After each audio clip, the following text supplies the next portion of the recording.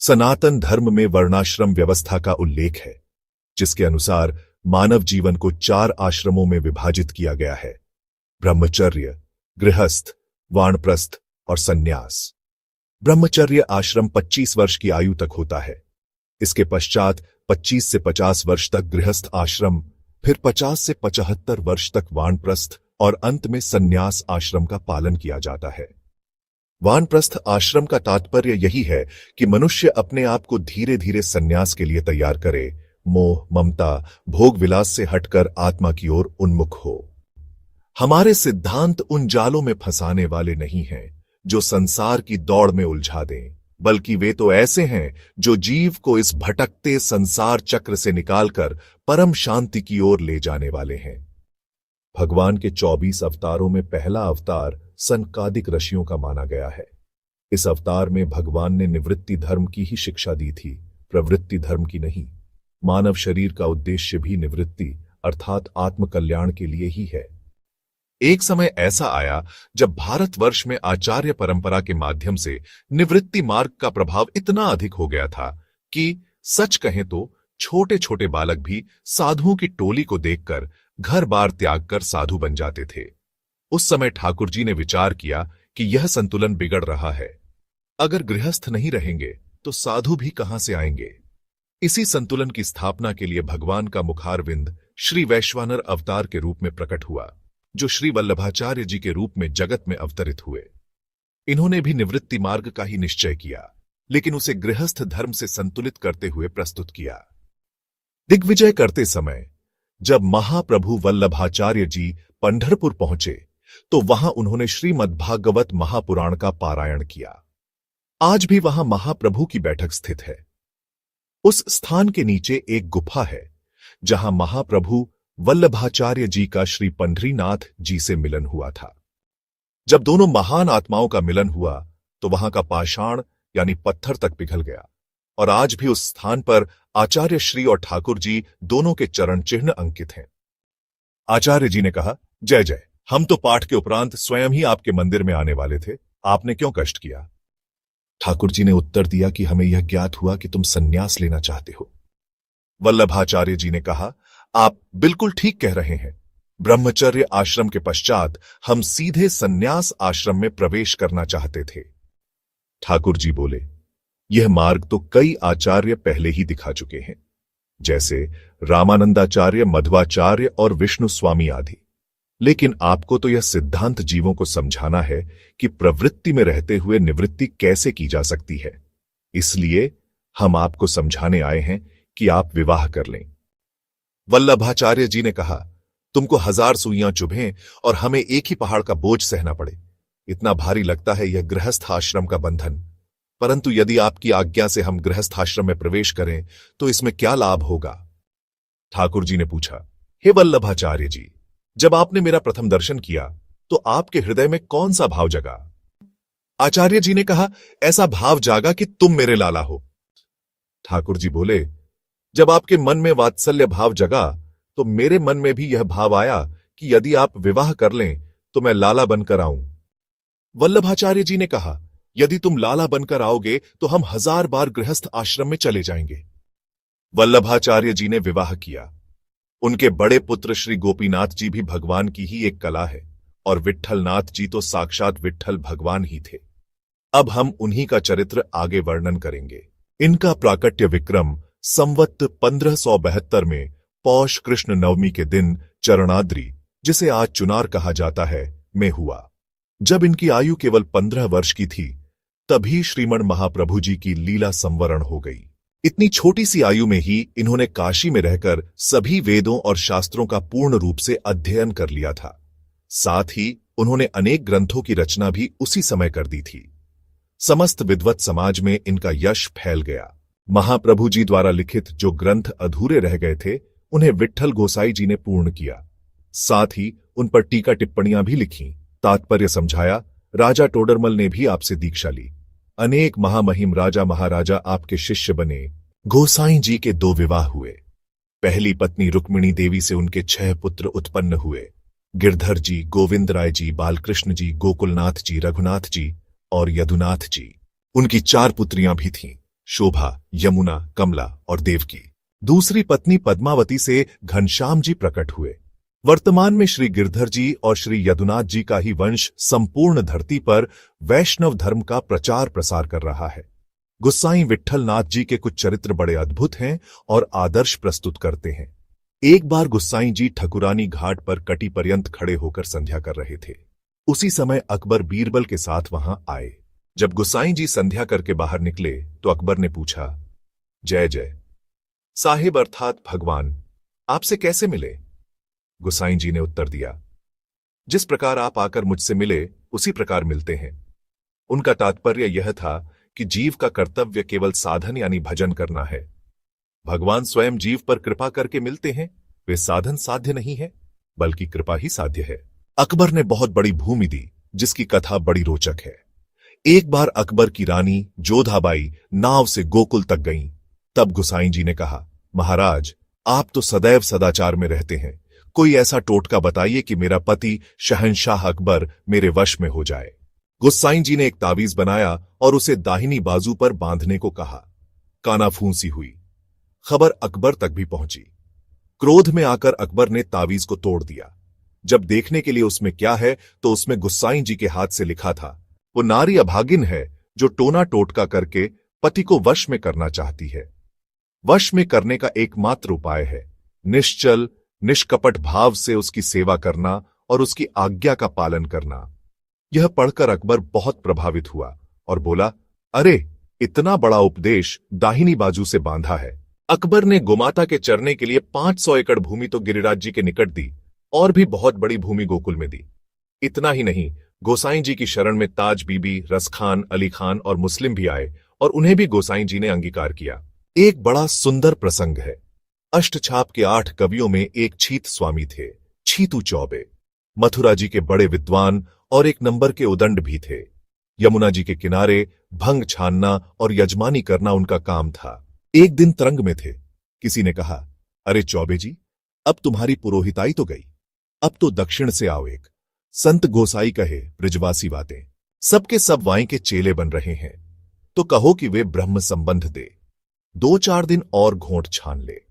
जब कोई कुछ देगो ही नहीं तो कहां ते ठंडाई छनेगी। अर्थात जो नए संत गोसाई जी आए हैं सब उनके ही चेले बन रहे हैं और तुम्हारी पूछ समाप्त हो रही है। कल को यह ठंडाई भी नहीं मिलेगी। उन्हें आवेश आ गया। गुस्से में बोले, हम तो बड़े विद्वान हैं, हम शास्त्रार्थ करेंगे और लड़ाई झगड़ा भी कर लेंगे। वे शास्त्रार्थ करने, भिड़ने और अपनी उदंडता दिखाने के उद्देश्य से गुसाई जी के पास पहुंचे। हंसी उड़ाने के लिए एक खोटा सिक्का और एक सड़ा हुआ नारियल जिसमें राख भरी थी साथ ले गए।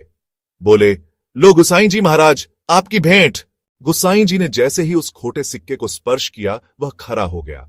गुसाई जी ने सेवक से कहा, जाओ इसके पैसे ले आओ। खोटा सिक्का बाजार में चल गया और जो सड़ा हुआ नारियल था, गुसाई जी के चरण स्पर्श से वह एकदम ताजे हरे नारियल में बदल गया, जैसे वृक्ष से अभी अभी उतारा गया हो। यह दृश्य देखकर छीतू चौबे का सारा नशा उतर गया। उन्होंने मन ही मन कहा, अरे, ये तो भगवान के ही सखा है, यह तो कुछ समय का अहंकार का नाटक मात्र था। जैसे ही आचार्य चरण का दर्शन मिला, उन्हें दिव्य दृष्टि प्राप्त हुई। वे भाव से भर उठे और गुसाई जी के स्थान पर उन्हें मोर मुकुट बंसी वाले गिरधर गोपाल जी का साक्षात दर्शन हो गया। उनका यह प्रसिद्ध प्रथम पद है, भाई अब गिरिधर सो पहचान, कपट रूप धरी छवि में आयो, पुरुषोत्तम में जान, छोटो बड़ो कछु नहीं जानियो, छायो रहियो अज्ञान, छीत स्वामी देखत अपनायो, श्री विट्ठल कृपा निधान। छीत स्वामी तो फूट फूट कर रोने लगे। जो साथी साथ आए थे वे कहने लगे, अरे, इस पर भी जादू चल गया, अब क्या होगा। बाद में वे सब भी शरणागत हो गए।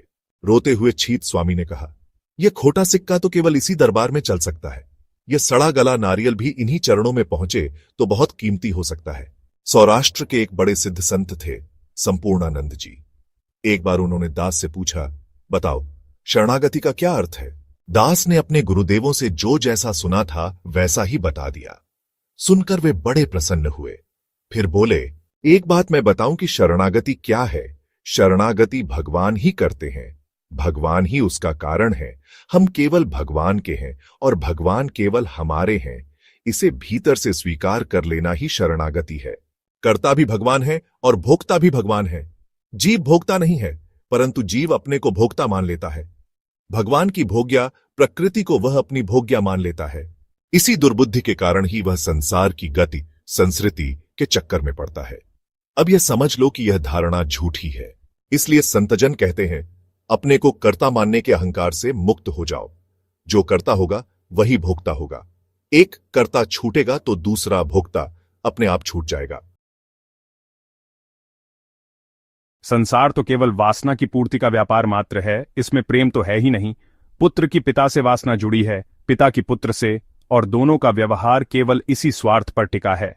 दुर्भाग्यवश इसी को लोगों ने प्रेम मान रखा है। गुरु नानक देव जी का वचन है, जगत में झूठी देखी प्रीत, अपने ही सुख सौ सब लागे, क्या दारा क्या मीत। इस संसार में जो भी प्रीति है वह झूठी है, सभी अपने ही सुख के लिए जुड़े हैं, चाहे वह पत्नी हो या मित्र। तो फिर सच्चा प्रेम किसका है? केवल राम का ही प्रेम सच्चा है। राम ही केवल प्रेम प्यारा, जाने लेहू जो जाने हारा। प्रेम की रीत तो वही जानता है जो प्रेम के रंग में रंगा हो। जैसे कोई क्या जाने वृषभानु की नंदिनी का प्रेम, या कोई क्या जाने यह नंद दुलारा। भैया, कर्ता और कार्यता भाव से मुक्त होना अत्यंत कठिन है। तब प्रश्न उठता है, जीवों के उद्धार का उपाय क्या है? बस इसी सत्य को समझाने के लिए ही गोसाईं श्री विट्ठलनाथ जी का अवतार हुआ था। उन्होंने कहा, ऐ जीवों, हम यह नहीं कहते कि तुम कर्ता मत बनो। जैसे अब तक झूठ मूठ के लिए कर्ता बने रहे वैसे ही बने रहो, पर अब यह निश्चय कर लो कि जो कुछ भी हम कर रहे हैं वह भगवान की प्रसन्नता के लिए कर रहे हैं। हम श्री कृष्ण को प्रीत्यर्थ कर रहे हैं, और कार्य पूर्ण होने के पश्चात यह संकल्प करो, कृष्णार्पण मस्तु, हे नाथ, हम यह सब आपकी प्रसन्नता के लिए कर रहे हैं और आपके ही चरणों में यह समर्पित है। दूसरी बात यह है कि अपनी समस्त प्रवृत्तियों को भगवान को अर्पित कर दो। देखिए, रजोगुण और तमोगुण तो बंधन का कारण है ही। एक फूस की झोपड़ी बना ली, कुछ भी नहीं है उसमें। सीताराम कहकर भारत भ्रमण को निकल पड़े, पर मन में बार बार यह विचार आता रहेगा, कहीं हमारी झोपड़ी में आग न लग जाए, कहीं जंगल की आग से न जल जाए, कहीं कोई दूसरा आकर उस पर कब्जा न कर ले। झोपड़ी बनाई तो छोटा बंधन, और महल मकान बनाए तो बड़ा बंधन। श्रीराम सुखदासी महाराज कहते थे, दुकान मकान कुटुंब यह सब एक दिन छोड़ना ही पड़ेगा। यदि यह जबरन छूटे तो मजबूरी, पर यदि भीतर से छोड़ दिया तो यही बुद्धिमानी है, और इसी में असली आनंद है। अयोध्या के प्रसिद्ध संत आचार्य कृपा शंकर जी महाराज कहा करते थे, इस संसार को मौका मिले उससे पहले यह तुम्हें लाठी मार दे, इसलिए बेहतर है कि तुम ही इसे पहले 10 लाठियां मारकर आगे बढ़ जाओ। तभी तुम संसार में मस्त रह सकते हो और उस पर विजय पा सकते हो। जब चित्त में वैराग्य की कमी होती है तो लोग घर बार छोड़कर तीर्थ धामों में भी व्यापार करने लगते हैं। जैसे ही वैराग्य डगमगाया, बंधन फिर से आ खड़े हुए। अब वहां पहुंचकर सोचने लगते हैं, अरे यहां तो बहुत संभावनाएं हैं, क्यों ना जमीन खरीद ली जाए, फ्लैट बना लिया जाए या बेच दिया जाए। खरीदने वाले भी आ जाते हैं, फिर वहां एक चौकीदार भी रख दिया जाता है। पर विडंबना यह है, वैराग्य तो चौकीदार को मिल जाता है, सेठ जी को नहीं। रुपए से न तो ज्ञान मिलता है, न भक्ति, न वैराग्य, और न ही जीव का कल्याण होता है। कल्याण तो छोड़ो, रुपए से तो भूख प्यास भी नहीं मिटती, वह भी केवल जल से बुझती है, रुपए से नहीं। मनु महाराज का चौथापन आ गया, पर विषयों से वैराग्य नहीं हुआ। इससे उन्हें अत्यंत दुख हुआ। राज्य पुत्र को देकर पति पत्नी वन में चले गए। वहां उन्होंने अनुरागपूर्वक भगवान का भजन करना आरंभ किया। उस भक्ति का फल यह हुआ कि अंतःकरण में व्याकुलता जगी, और तब उन्होंने पुकारा, देखी हम स्वरूप भरी लोचन, करहु कृपा प्रणतारति मोचन, अर्थात हे प्रभु, कृपा करके मुझे अपना दिव्य स्वरूप देखने दीजिए। मैं अपनी आंखें भरकर तृप्त होकर आपके दर्शन करना चाहता हूं। आप तो शरणागतों के दुख दूर करने वाले हैं, कृपा करके मुझे यह सौभाग्य प्रदान कीजिए। हम निवेदन कर रहे थे कि रजोगुण तो बंधन का कारण है ही, और तमोगुण तो स्पष्ट रूप से बंधन कारक है। किसी को यदि जान से मार दो और फिर अदालत में कहो, हमें तो पता ही नहीं था कि किसी को मारने से सजा हो जाती है, तो बताइए क्या आप बच जाओगे? चाहे आपको पता हो या ना हो, तमोगुण की कोई भी क्रिया करके देखो, बंधन तुरंत हो जाएगा। परंतु सबसे महत्वपूर्ण बात यह है कि यदि भगवान को अर्पण नहीं किया गया तो सात्विक गुण भी बंधन का कारण बन जाता है। इसे ही सात्विक माया कहते हैं।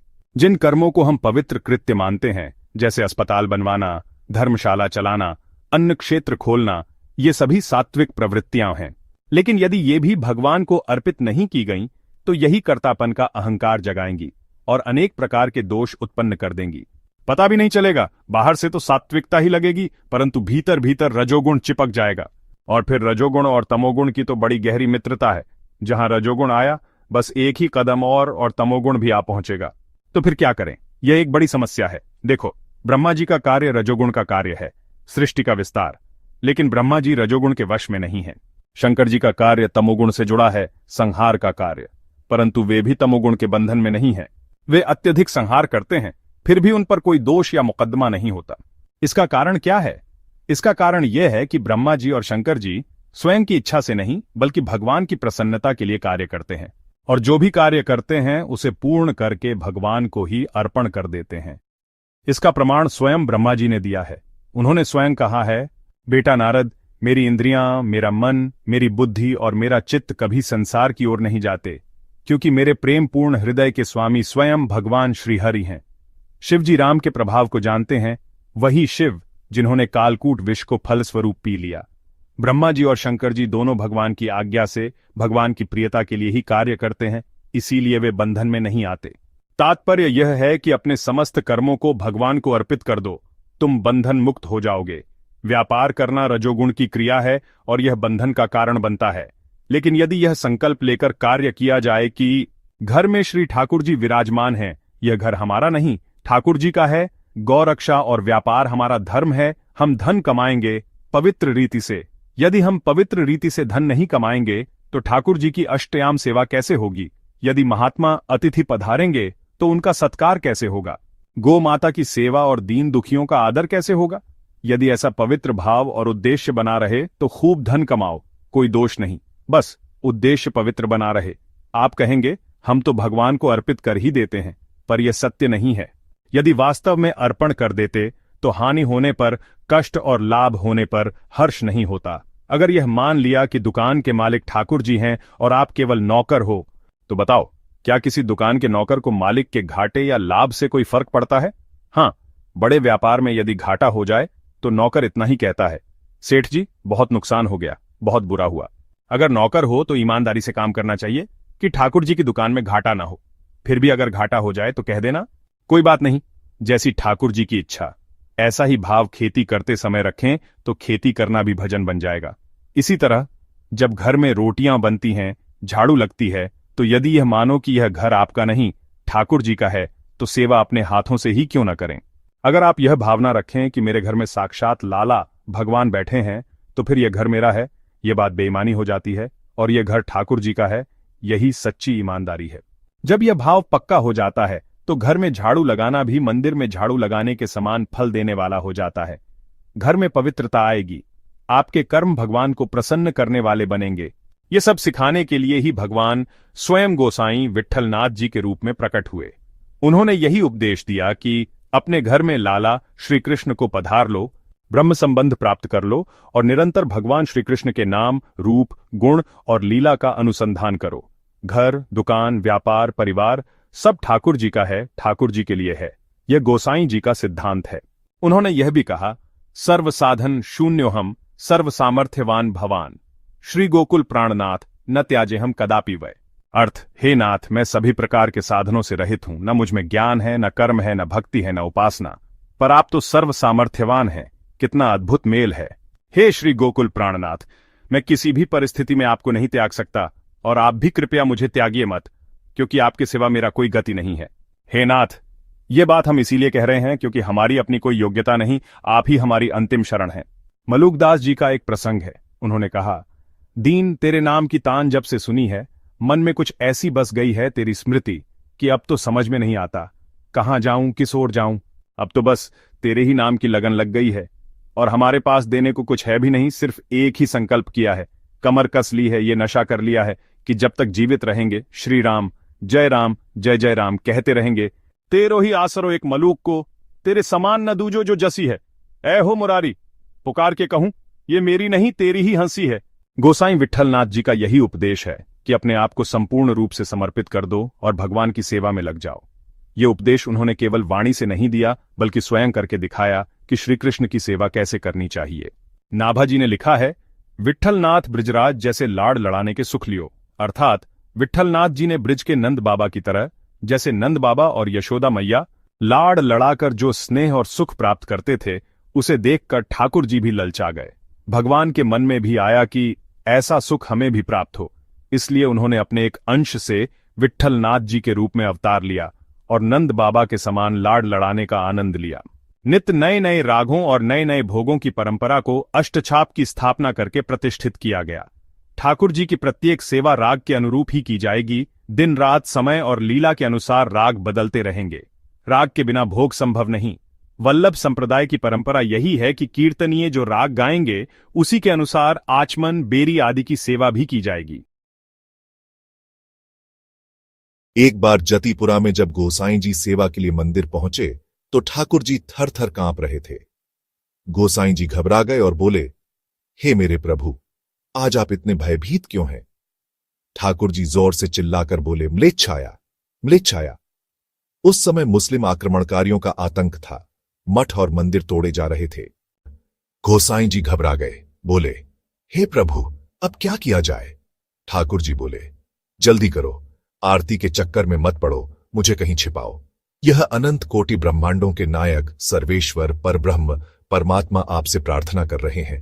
हम तो केवल तुम्हारे सहारे हैं। हमें बचा लो गोसाईं जी, हमें बचा लो। गोसाईं जी बोले, प्रभु कहां ले चले? ठाकुर जी बोले, टोंड के घने में ले चलो, वहां कोई नहीं पहुंच पाएगा। टोंड का घना गिरिराज जी की परिक्रमा में स्थित कदम्ब वृक्षों का अत्यंत घना स्थान है। गोसाईं जी सोचने लगे, इतनी जल्दी क्या व्यवस्था की जाए। उस समय लोगों के पास न तो गाड़ियां थीं न घोड़े, साधन बहुत कम थे। तब न्योर गांव में सद्दू पांडे को बुलाया गया। उन्होंने कहा, गोसाईं जी, हमारे पास तो पहले गाड़ी थी, पर बैल तो भगवान के धाम चले गए। अब तो गाड़ी भी टूटी पड़ी है, बस एक भैंसा है घर में। फिर गोसाईं जी ने पूछा, बताओ क्या करें? ठाकुर जी बोले, कोई बात नहीं, पांडे जी का भैंसा ले आओ, आज उसी पर सवारी करेंगे। हमारे साले श्री यमराज भी तो हमेशा भैंसे पर ही सवारी करते हैं, आज थोड़ी देर हम भी सवारी करेंगे। फिर गोविंद कुंड का जल लाकर भैंसे को स्नान कराया गया। उसे सुंदर वेशभूषा पहनाई गई, बहुमूल्य इतर लगाया गया, भैंसा चकाचक चमक गया, तुलसी की माला पहनाई गई, तिलक लगाया गया और श्रीकृष्ण शरणम मम मंत्र सुनाया गया। उसके ऊपर कोमल गद्दी बिछाकर ठाकुर जी को विराजमान किया गया। ठाकुर जी बड़े प्रसन्न हुए। सद्दू पांडे के भैंसे को भगवान के श्रीअंग के स्पर्श का सौभाग्य मिल गया। भैंसे ने कौन सी साधना की थी, उसके तो भाग्य ही खुल गए। गोसाईं जी भी साथ में अमनिया सामग्री और पूरा साजबाज लेकर चले। राग भोग की सेवा थी, इसलिए तानपूरा, पखावज आदि भी साथ चले। अचानक रास्ते में भैंसा बिछक गया और हुर हुर करता हुआ दौड़ पड़ा। ठाकुर जी चिल्लाए, अरे अरे पकड़ो! कुंभनदास जी और चतुर्भुजदास जी दौड़े, कहीं लाला गिरकर चोट ना खा जाए। यह सोचकर ठाकुर जी की भुजा पकड़ ली। अब भैंसा तेजी से दौड़ रहा था और सारे वैष्णव पीछे पीछे भाग रहे थे। आखिरकार टोंड के घने में पहुंचे।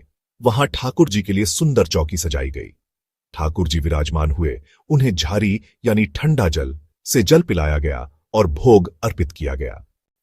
पूछा गया, जय जय प्रभु, आप भोजन क्यों नहीं कर रहे? ठाकुर जी बोले, भूख तो खूब लगी है, पर हम खाएंगे नहीं। गोसाईं जी ने पूछा, अरे क्यों नहीं खाओगे? ठाकुर जी ने उत्तर दिया, गोसाईं जी, आपने तो हमारा अभ्यास बिगाड़ दिया।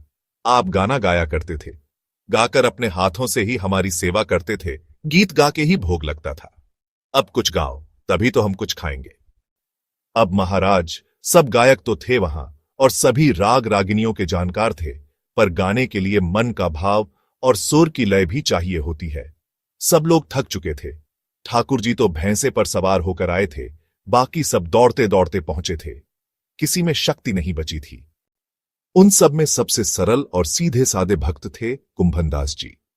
गोसाईं जी ने कुंभनदास जी से गाने को कहा। उन्होंने अपने भाव से गाया, लाल को भावे तोंड को घनो। इस पूरे प्रसंग का भाव यही था कि ठाकुर जी को तोंड के घने में आने की इच्छा थी, इसलिए उन्होंने यह सब नाटक रचा। कुंभनदास जी ने भाव में डूबकर कहा, हे प्रभु, आपने तो भैंसे पर बैठकर यात्रा की और हम तो पैदल पैदल आपके पीछे भागते आए। हमारे वस्त्र भी फट गए, शरीर थक गया।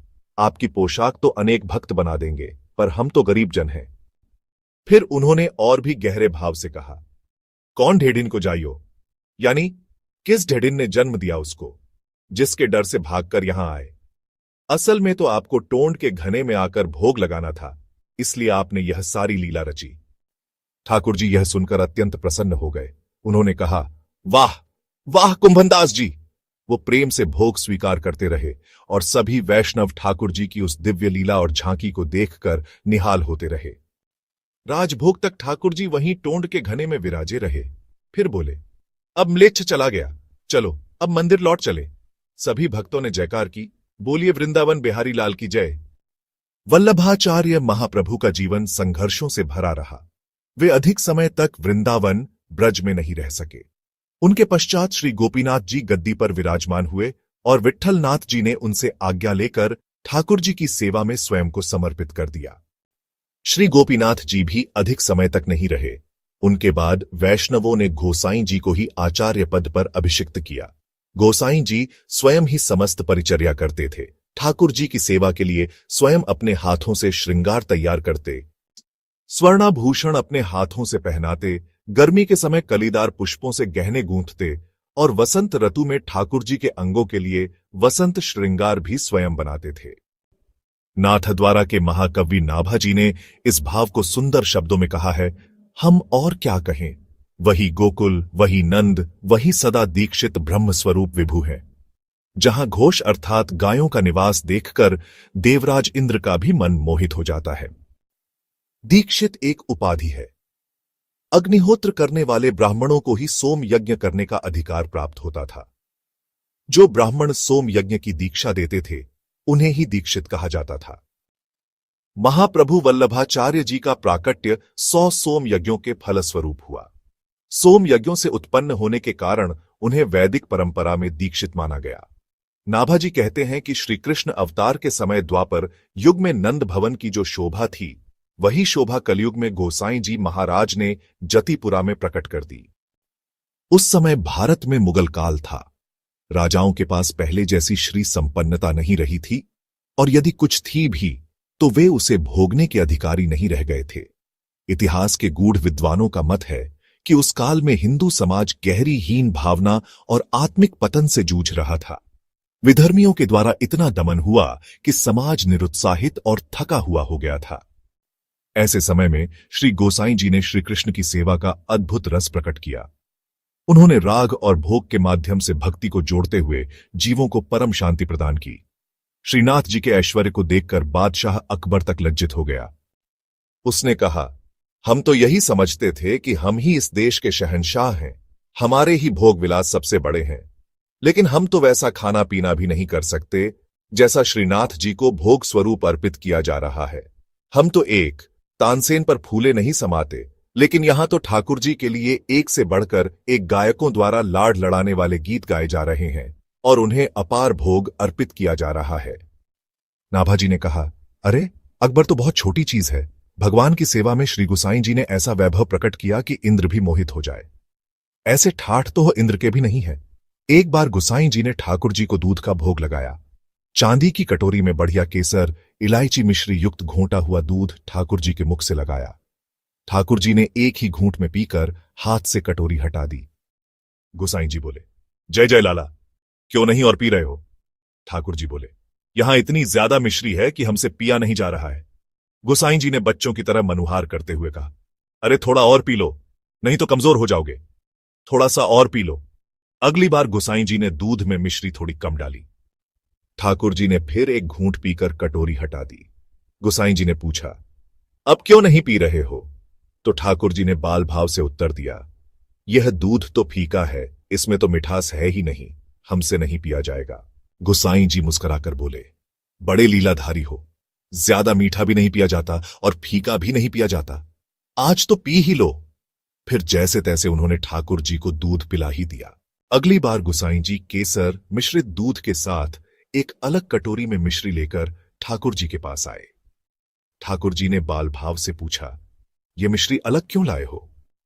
गोसाई जी ने उत्तर दिया, मिश्री ज्यादा हो तो आपको पसंद नहीं और कम हो तो भी पसंद नहीं, इसीलिए अब जितनी आपको रुचिकर लगे उतनी ही मिश्री मिला लो। ठाकुर जी बोले, हमें तो दूध में मिश्री मिलाना आता ही नहीं है, हमें तो यह अंदाजा ही नहीं है कि कितनी मिलानी चाहिए। गोसाई जी ने हल्की झुंझलाहट में कहा, तो फिर ज्यादा लाड़ बुझक्कड़ मत बना करो, जैसा पिलाएं वैसा पी लिया करो। इतना सुनते ही ठाकुर जी गुसाई जी से लिपट गए। गुसाई जी प्रेम से विह्वल हो उठे। इस प्रकार उन्होंने नंद बाबा और यशोदा मैया जैसा सुख अनुभव किया। मां यशोदा आंगन में बैठी है, उनके लाडले कान्हा खेल में मग्न है। मां स्नेह से दूध का पात्र लेकर बुलाती है, मेरे कान्हा दूध पी लो। कृष्ण मुंह बनाकर कहते हैं, नहीं मैया, मुझे माखन मिश्री चाहिए, दूध कड़वा लगता है।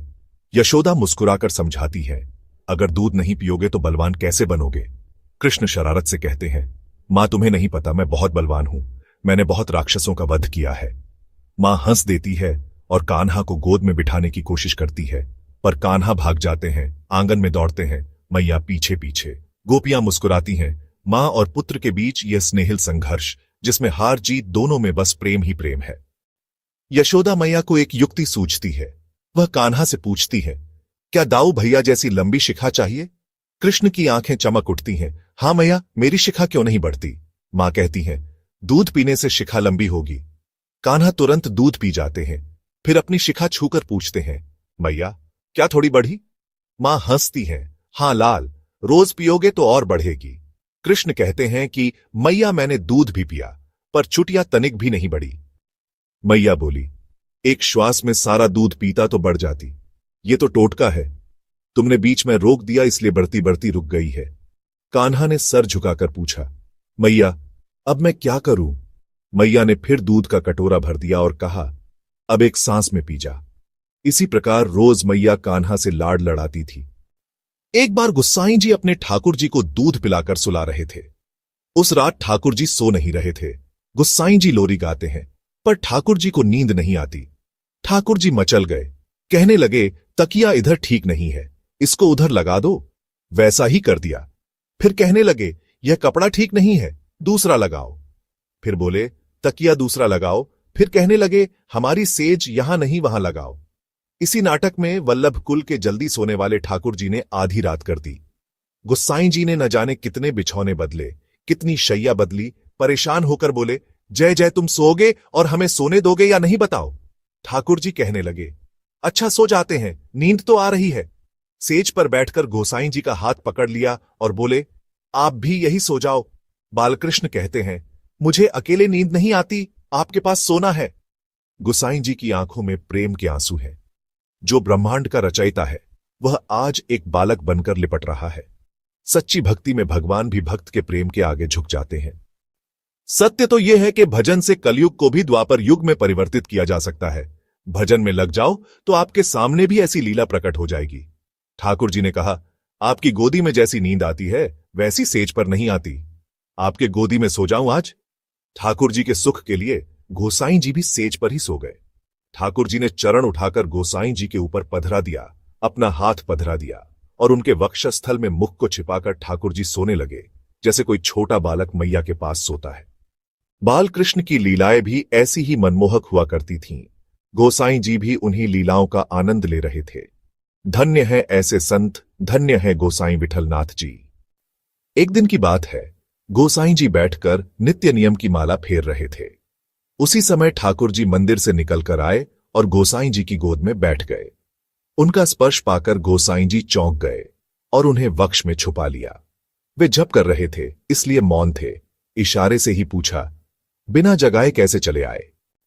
ठाकुर जी ने गोसाई जी का पकड़े हुए हाथ को धीरे से हटाया और इशारे में कहा, वो बंदर का बच्चा घुड़की दे रहा है, उससे डरकर गोदी में आ गया हूं। गोसाई जी ने उन्हें छाती से लगा लिया और अपनी माला पूरी की। फिर छड़ी उठाकर बंदर को ललकारा तो बंदर भाग गया। तब ठाकुर जी मंदिर में वापस चले गए। अब गोसाई जी सोचने लगे, आखिर ये तो परब्रह्म ईश्वर है, कोई साधारण नहीं। रामावतार में तो कनक भूद्राकार, सुवर्ण पर्वत के समान भारी हनुमान जी महाराज इनकी सेवा करते थे। तब तो इन्हें कभी किसी बात का डर नहीं लगता था। अब इतने कमजोर हो गए हैं कि एक बंदर के बच्चे की घुड़की देखकर डर गए। दोपहर में ठाकुर जी को राजभोग का भोग लगाकर थोड़ी देर के लिए लेट गए और गोसाई जी को निद्रा आ गई। स्वप्न में ठाकुर जी आए और बोले, गोसाई जी महाराज, या तो मुझे परमात्मा मानो या फिर अपना बालक, दोनों बात साथ साथ नहीं हो सकती। छोटे बालक तो अपनी परछाई देखकर भी डर जाते हैं, मुझे ऐश्वर्य नहीं माधुर्य ही प्रिय है। गोसाई जी चौंक गए तुम लाख पर ब्रह्म परमात्मा हो, पर हमारे तो लाला ही रहोगे। ठाकुर जी कहते हैं, मैं तो आपका लाला हूं। ये लीला दिखाती है कृष्ण परब्रह्म होते हुए भी अपने भक्त के प्रेम के लिए बालक बन जाते हैं। उनका बाल स्वरूप सबसे मधुर है, जहां केवल निश्चल प्रेम है। ईश्वर को पाने का सबसे सरल मार्ग है मां जैसा निर्मल हृदय और वात्सल्य से भरी भक्ति। श्री अयोध्या की वात्सल्य सिंधु में डूबे हुए सिद्ध संत श्री गोपालाचार्य जी महाराज को ठाकुर जी का साक्षात अनुभव प्राप्त था। एक बार वे लाल जी को अपने आंचल से पोंछने लगे। किसी ने आश्चर्य से कहा, महाराज, आप ठाकुर जी को अपने वस्त्र से पोंछ रहे हैं। तब उनका गदगद कंठ बोल उठा, अरे तुम क्या जानो, बालक के लिए मां के आंचल से बढ़कर कोई वस्तु पवित्र नहीं होती। मैं उसकी मैया हूं और यह मेरा लाला है। एक बार उन्होंने वृंदावन में 1.5-2 महीनों तक श्री राम जी की बाल लीलाएं प्रेम पूर्वक सुनाई थीं। लोगों को बड़ा आश्चर्य हुआ। एक दिन हम उनके पास बैठे थे, तभी किसी ने आकर प्रश्न किया, स्वामी जी, ये सारी कथाएं आप कहां से सुनाते हैं? ये किस ग्रंथ या पोथी में लिखी हुई है? स्वामी जी मुस्कुराते हुए बोले, पारब्रह्म परमात्मा की कथा किसी पोथी में थोड़े ही सीमित है भाई। मेरे लाला की कथा तो हमारे पेट में भरी हुई है। विश्वास हो तो सुनो, नहीं हो तो मत सुनो, हमारे लिए कोई बाध्यता नहीं। लीला क्या इतनी ही है जितनी पुराणों में लिखी है? लीला तो नित नई रहती है और वह भक्तों के साथ निरंतर चलती रहती है। गोसाई जी के 7 पुत्र थे। एक दिन गोकुल में एक चूड़ी पहनाने वाली आई। गोसाई जी ने उससे कहा, हमारी सभी बहुओं को चूड़ियां पहनाना। आज श्री जी ने भी कृपा की और वे भी उसी झुंड में आ मिली। 7 बहुओं को मनिहारिन ने चूड़ियां पहना दी, पर जब श्री जी ने अपना करकमल आगे बढ़ाया तो वह चूड़ी पहनाने वाली व्याकुल हो उठी। कोमलता की ऐसी सीमा, अब उपमा किससे दी जाए? वे स्वयं वही वेदों में वंदित कुमारिका हैं जिनके चरणों पर हमारे ठाकुर जी भी निछावर हैं। उनके करकमलों की उपमा भला किससे दी जा सकती है? दास परमानंद छम छम श्याम जिनकी शरण, धन्य धन्य राधिका के चरण। जब श्री जी ने चूड़ी पहनाने के लिए अपना करकमल बढ़ाया तो मनिहारिन को पसीना आ गया। इतनी कोमल उंगलियों में मैं चूड़ी का स्पर्श कैसे कराऊं? श्री जी बार बार कहे, देखो देर हो रही है, हमें जल्दी चूड़ी धारण करवा दो। मनिहारिन का कभी हाथ छूट जाए, कभी चूड़ी गिर जाए। वह बहुत ही घबरा गई। आखिर में श्री जी ने मुस्कुराकर स्वयं ही चूड़ी पहन ली और चली गईं। जब श्री जी चली गईं तो मनिहारिन ने गोसाई जी से चूड़ियों के पैसे मांगे। गोसाई जी ने 7 के हिसाब से दाम दिए तो मनिहारिन बोली, नाथ गोसाई जी, मैंने तो 8 बहुओं को चूड़ियां पहनाई हैं, आप केवल 7 के ही पैसे क्यों दे रहे हैं? गोसाई जी बोले, हमारी तो केवल 7 ही बहुएं हैं। पर मनिहारिन ने दृढ़ता से कहा, नाथ, 8 बहुएं थीं और मैंने सबको चूड़ियां पहनाई। गोसाई जी इतने बारीकी से हिसाब किताब इसलिए रखते थे क्योंकि उनकी मानसिकता यही थी कि घर के खर्च में केवल जितना अत्यंत आवश्यक हो उतना ही व्यय किया जाए और अधिक से अधिक धन ठाकुर जी की सेवा में लगाया जाए। मनिहारिन ने शपथ खाई और बोली, मैं सत्यपूर्वक कहती हूं कि मैंने चूड़ियां 8 को पहनाई है। गिरिराज बाबा की सौगंध, यमुना मैया की सौगंध, मैंने 8 को ही चूड़ियां पहनाई। गोसाई जी बोले, लो देखो, पैसे के लिए झूठी सौगंध भी खा रही है। खैर लो, 8 के ही पैसे ले जाओ। यह सुनकर मनिहारिन बिगड़ गई। मैं झूठ नहीं बोल रही हूं, सच ही कह रही हूं। मुझे पैसे नहीं चाहिए, आप अपने पैसे रख लीजिए। गोसाई जी बोले, अरे मैया तो सचमुच बिगड़ गई। अच्छा लो, 8 के ही पैसे ले जाओ। फिर मुस्कुराकर उन्होंने 8 के पैसे उसे दे दिए, पर मन में बार बार यही भाव उठ रहा था, यह क्या हुआ? लग तो नहीं रहा कि चूड़ी वाली झूठ बोल रही है। जैसे ही गोसाई जी विश्राम के लिए लेटे कि श्री जी स्वप्न में प्रकट हुई। उनकी दिव्य कांति से सारा भवन आलोकित हो उठा। पहचानने में देर न लगी, ये तो स्वामिनी जू हैं। गोसाई जी ने भाव विभोर होकर कहा, जय जय, कैसे पधारी हो? श्री जी ने स्नेहपूर्ण स्वर में कहा, गोसाई जी, जब ये आपके लाला हैं तो क्या मैं आपकी बहू नहीं हूं? आपने कहा था हमारी सभी बहुओं को चूड़ियां पहनाना, तो क्या उन सब में मेरा नाम नहीं आता? जब मैं भी आपकी बहू हूं तो 8 के पैसे देने में आपको संकोच क्यों हुआ? व्याकुल होकर गोसाई जी रोने लगे। जय हो स्वामिनी जू, करुणामयी, यह दीनहीन जीव तो आपको भूल ही गया था, पर आपने स्वयं कृपा करके संबंध की स्मृति कराई। इसी को कहते हैं रागानुगा भक्ति।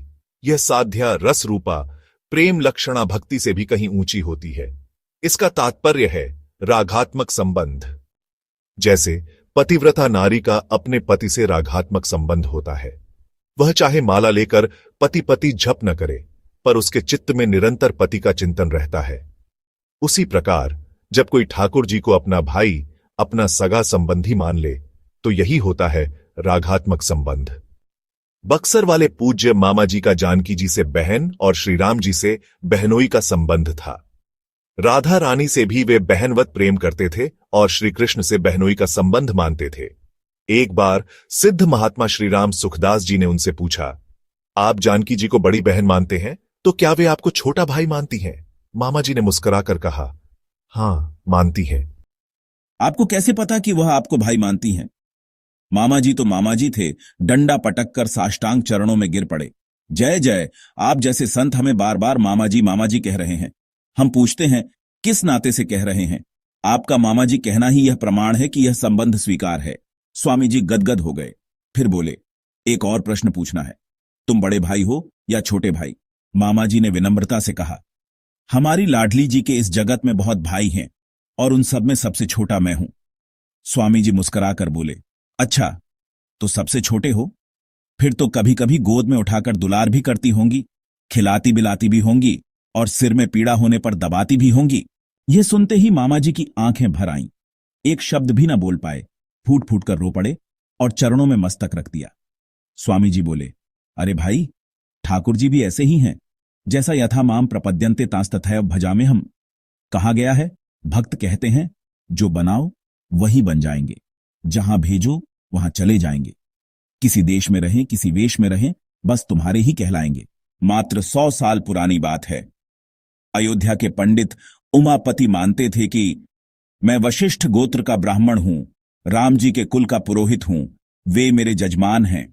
वे रोज कनक भवन जाते और पुजारी को अपनी प्रसादी माला देकर कहते, हमारे जजमान को पहना देना। फिर खड़े होकर ठाकुर जी को आशीर्वाद देते।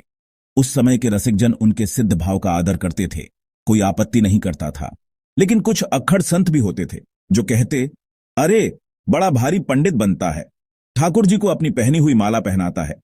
भाव है तो अपने घर में चाहे जो करे, यहां मंदिर में ऐसा करना ठीक नहीं। पुजारी जी को भी कहा, आज के बाद आप पहनी हुई माला नहीं, अमनिया नई माला पहनाएंगे। पंडित जी ने सहज भाव से उत्तर दिया, कोई बात नहीं, अमनिया पहना देंगे। नई माला मंगाकर ठाकुर कनक बिहारी को जैसे ही पहनाई गई, माला खंड खंड होकर गिर गई। लोगों ने कहा, शायद धागा कच्चा होगा। फिर मोटे रेशमी धागे में बड़ी मजबूत माला पिरोई गई, लेकिन धारण कराते ही वह भी खंड खंड होकर गिर गई। अनेक मालाएं इसी प्रकार गिर गईं। तब पंडित उमापति जी ने माली से एक माला ली और ठाकुर कनक बिहारी से कहा, हम जानते हैं कि तुम हमारे शिष्य हो, गुरु जी की प्रसादी माला ही पहनोगे।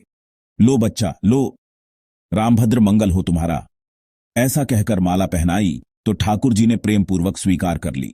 कनक भवन में ठाकुर जी के 3 स्वरूप विराजमान हैं। एक तो टीकमगढ़ महारानी के द्वारा पधराए हुए स्थिर स्वरूप हैं, जिनका नाम है श्री महल विहारी विहारणी जी।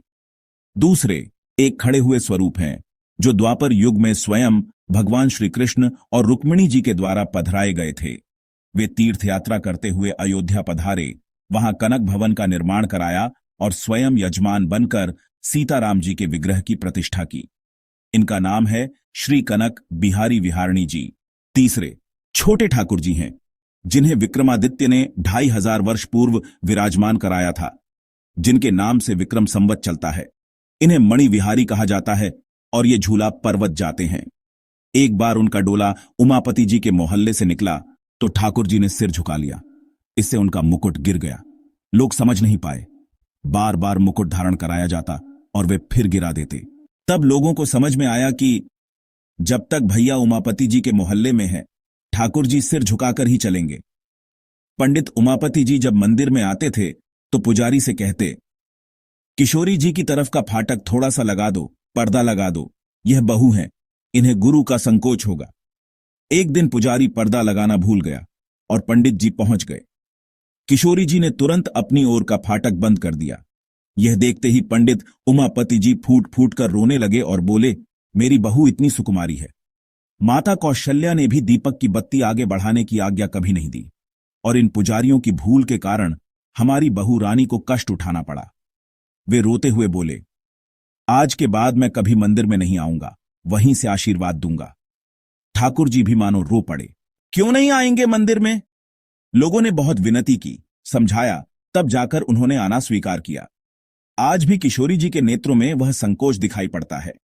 एक बार अयोध्या के ददुआ राजा ने अपने महल की नींव रखी और पंडित उमापति जी को बुलाया। उन्होंने मना कर दिया और बोले, ददुआ राजा मुझे बुला रहे हैं, उनके भाव का आदर है, पर मैं राम जी का पुरोहित हूं, ददुआ राजा का नहीं। वे धनाढ्य नहीं बल्कि अत्यंत अकिंचन ब्राह्मण थे। उस समय ददुआ राजा ने घोषणा की थी कि पंडित जी को 1000 स्वर्ण मुद्राएं प्रदान करेंगे। ये हमारे अयोध्या की शोभा है, किंतु पंडित जी का भाव यही था कि हम राम जी के पुरोहित हैं, किसी साधारण राजा की पुरोहिताई कैसे कर सकते हैं। इस प्रकार ठाकुर जी के प्रति उनके भाव का सदा आदर किया जाता था। श्री गोसाई जी ने ठाकुर जी की रागभोग सेवा के लिए अष्टछाप की स्थापना की। श्री वल्लभाचार्य महाप्रभु जी की शरण में सबसे पहले श्री कुंभन दास जी आए, उनके बाद सूरदास जी, फिर परमानंद दास जी और फिर कृष्णदास जी शरण में आए। ये चारों महाप्रभु जी के शिष्य थे। श्री गोसाई जी के 4 प्रमुख शिष्य थे। श्री गोविंद दास जी महाराज श्री धाम जी के अवतार, श्री चतुर्भुज दास जी, श्री छीत स्वामी जी और श्री नंददास जी महाराज। ये सभी मिलकर अद्भुत रागभोग की सेवा करते थे। एक दिन गोसाई जी भोग के बाद प्रसाद पाने बैठे तो देखा कि साग में घास का एक तिनका है। इसे देखकर वे रोने लगे। प्रसाद को साष्टांग प्रणाम करके वे एकांत में चले गए। सभी सेवकों को मानो सांप सूंघ गया। किसी ने भी जल तक ग्रहण नहीं किया। सारा का सारा श्रीनाथ जी का प्रसाद गौ माता को खिला दिया गया। गोसाई जी सेवा में भी नहीं पधारे। शयन आरती के बाद सब आकर रोने लगे और विनती करने लगे, क्या अपराध हो गया? तब भी गोसाई जी रोते रहे। रोते रोते उनके नेत्र सूज गए थे। जब लोगों ने कारण पूछा तो बड़े व्याकुल होकर बोले, हमारे लाला इतने सुकुमार हैं और तुम लोग सेवा में इतनी असावधानी करते हो, यह हमसे सहन नहीं होता। लाल जी की सब्जी में तिनका। अभी तो मैं जीवित हूं और मेरे सामने ही सेवा में इतनी लापरवाही। अब मैं जीवित नहीं रहूंगा। भगवान की सेवा में असावधानी मुझसे सहन नहीं होती। सबने हाथ जोड़कर कहा, त्राहिमाम, त्राहिमाम, अब असावधानी नहीं करेंगे। लेकिन वे बोले, जैसे वल्लभाचार्य महाप्रभु ने श्री कृष्ण प्रेम में देह का त्याग किया था, वैसे ही मैं भी देह का त्याग करूंगा। गोसाई जी ने काशाय वस्त्र धारण कर लिए और ठाकुर जी के पास जाकर बोले, जय जय, अब तुम्हारे सेवकों को तुम ही संभालो, हम तो जा रहे हैं।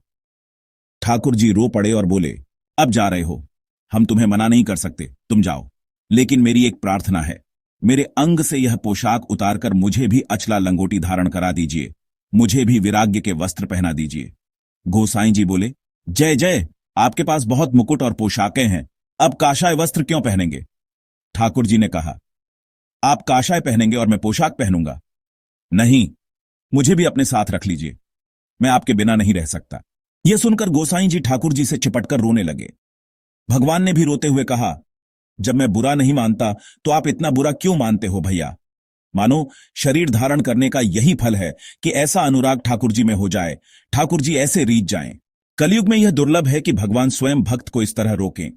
हे प्रभु, दैन्य ही आपकी कृपा का हेतु है।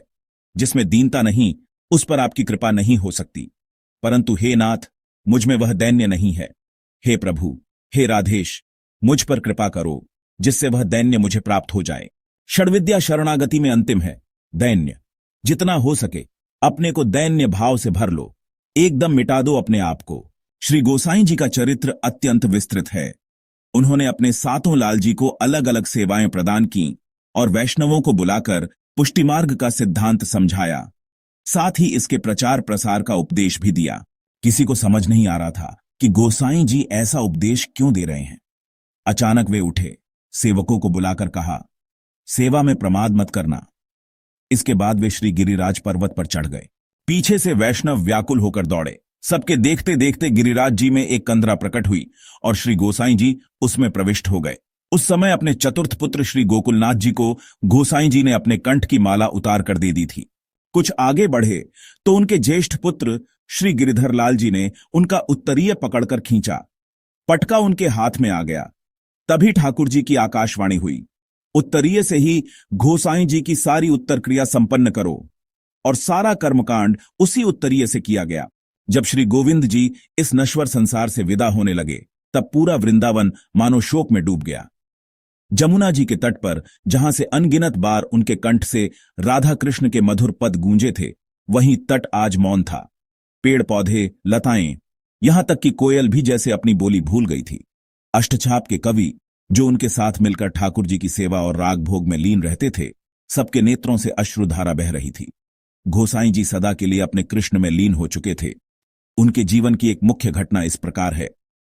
श्री गोविंद जी के विषय में यह बहुत प्रसिद्ध है कि जब वे मंगला के समय भैरव अथवा भैरवी राग में पद गाते थे तो ऐसी स्थिति हो जाती थी कि आरती करने वाले गोसाई जी की भी आरती ठहर जाती थी। जो जिस मुद्रा में होता वहीं चित्रलिखित सा स्थिर हो जाता। जमुना जी के किनारे जब कभी पद गाते तो गोता लगाने वाला गोता लगाए ही रह जाता, वस्त्र निचोड़ने वाला वैसे ही ठहर जाता। तानसेन से उनकी प्रशंसा सुनकर बादशाह अकबर भी आया। उस समय वे नंद घाट की बुर्ज पर बैठकर गा रहे थे, अकेली जान जायो राधे श्री जमुना के तीर। बादशाह छिपकर सुन रहा था और वह भी जड़ हो गया। सहसा उसके मुख से निकल गया, वाह वाह। श्री गोविंद जी ने गाना तुरंत बंद कर दिया और झांक कर देखा तो बुर्ज की छाया में अकबर बैठा था। पूछा, कौन है वाह वाह करने वाला? तानसेन ने परिचय कराया, शहंशाह अकबर। आपने कहा, अब राग झूठा हो गया, यह श्री जी के योग्य नहीं रहा, और वे मौन हो गए। अकबर चला गया। उसके बाद श्री गोविंद जी ने भैरव से मिलते जुलते अन्य राग तो गाए, लेकिन भैरव राग कभी नहीं गाया। उनकी सारी कला केवल ठाकुर जी के लिए ही थी। यह कथा भक्तमाल ग्रंथ का एक दिव्य अंश है। जहां भी भक्तमाल की कथा ठाकुर जी को श्रद्धापूर्वक सुनाई जाती है, वहां स्वयं राधा रानी और भगवान श्री कृष्ण सदा सर्वदा वास करने लगते हैं। ऐसे पुण्य के भाग्य बने। इस पावन कथा को अपने सभी भक्त मित्रों के साथ अवश्य साझा करें। हम आपसे निवेदन करते हैं कि हमारे इस आध्यात्मिक प्रयास को समर्थन दें। कृपया इस चैनल को लाइक करें, सब्सक्राइब करें और बेल आइकन दबाकर इस भक्ति की गंगा को और आगे बढ़ाएं। जय श्री राधे, जय श्री कृष्ण।